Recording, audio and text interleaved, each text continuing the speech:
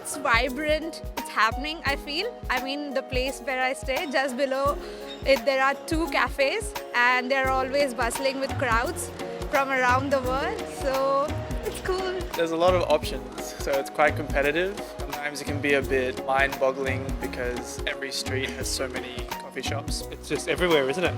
Coffee's everywhere.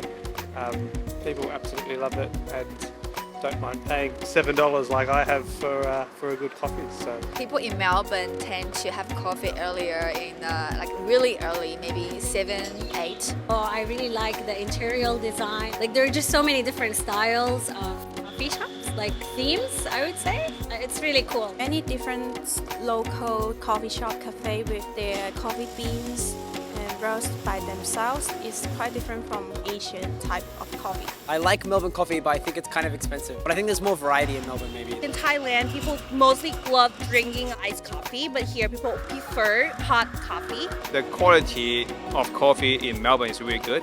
I love it. I'll definitely have a go back for a lot of coffee shops.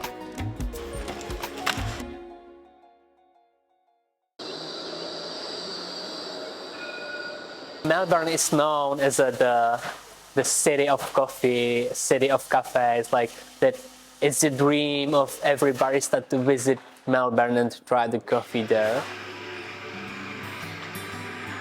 I've been a barista in Czech Republic for 7 years. I started working as a barista when I was in Japan. It was 5 years ago when I was still uni student. In Japan, I worked at a cafe as a part-time job for 10 months. Melbourne is known as city of coffee. If I'm talking about coffee with someone in Europe and I'm asking like, what do you think is where is the best coffee? Everyone says, I think Melbourne, I saw Melbourne, I heard in Melbourne. So I really wanted to see it, to try it, I found I like making coffee, talking to customer, and I wanted to study or learn more about coffee, and I came to Australia for studying coffee. Melbourne is one of the most famous places about coffee industry, and a lot of Japanese come to Melbourne to be barista, or a lot of Japanese barista come to Melbourne to make coffee. Actually, I didn't know like Melbourne has such a big coffee culture before, and my friend told me like Melbourne has big coffee culture, and she recommended me to go to Melbourne, and I just decided to go. I surprised about the number of the shops, and cost of coffee is not expensive. Still, coffee is expensive in my country. Some people, they can't afford to buy coffee every day. Basically, the coffee here is very cheap, so everyone is going for coffee like 1, 2, 3 times a day. There's no problem. So all the cafes are very, very busy. So they adjust to be busy.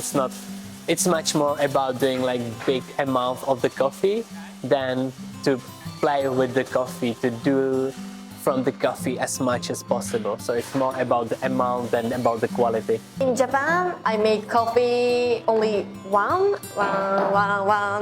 Yeah, but in Melbourne needs a speed and make 2 or 3 or 4 at the same time. So I couldn't do the latte and I couldn't do mixed James.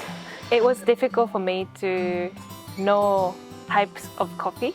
Not only latte, flat white, there's magic, 3/4 full. That's not common in Japan. In the beginning, it was that every drink it's different here than in Europe. We do different recipes in Europe than we use different recipes here. So for me in the beginning, it was like super confusing because for me, cappuccino meant something, and I came here and the cappuccino suddenly meant something different. So that was a little bit confusing. I think people in Melbourne like coffee with milk. People here are quite sensitive about the temperature of the drinks. They're expecting higher temperature of the drink than in Czech Republic. I had experience that customer returned the coffee because it was not hot enough. It's just like different point of view, how to do barista, how to working in a cafe, how the cafes works. So it's just like to see it from different point of view.